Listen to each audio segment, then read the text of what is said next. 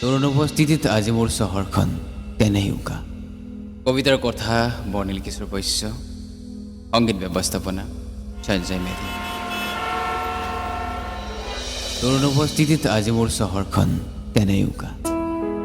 যন্ত্ৰণাবোৰ ভাল লগা, চকুলোবোৰ নিয়ৰৰ কণা।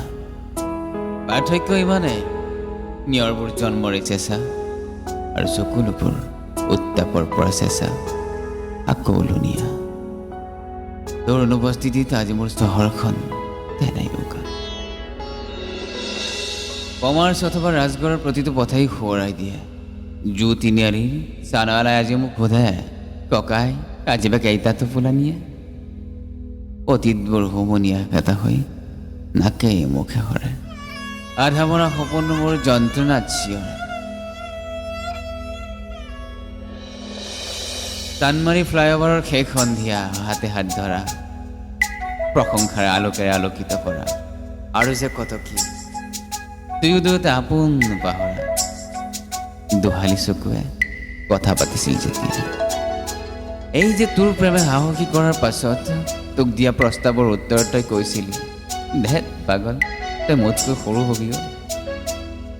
নাটকৰ সংলাপৰ দৰে অজানিতে কৈ উঠিছিল, প্ৰেমে মানে জানো বয়সৰ সীমা? হাঁহিবৰ সিপাৰৰ পৰা ইপাৰলৈ ঢৌ খেলি আহিছে। অলপ মৌনতা অৱলম্বন কৰি মই সুধিছিলোঁ, কি হ'ল? চিন্তাত তই পাহাৰ নে মই ভৈয়াম? সেউজীয়াৰ বুকুতে হেৰাই যাব নোৱাৰাকৈ তোক ভাল পাব পাৰোঁ। লাজৰ উৰণি টানি নিশব্দে হাঁহিছিল, নীৰৱতাই উমান দিছিল, হেলান দিছিল ভাল পোৱাবোৰে মোৰ সজন হৃদয়। একাকাৰ হৈ ঘূৰি ফুৰিছিল দুটি মন মহানগৰীৰ ৰাজপথে ৰাজপথে। আজি তই নাই, মৰম নাই, হেঁপাহবোৰ ক'তে বাহেৰা।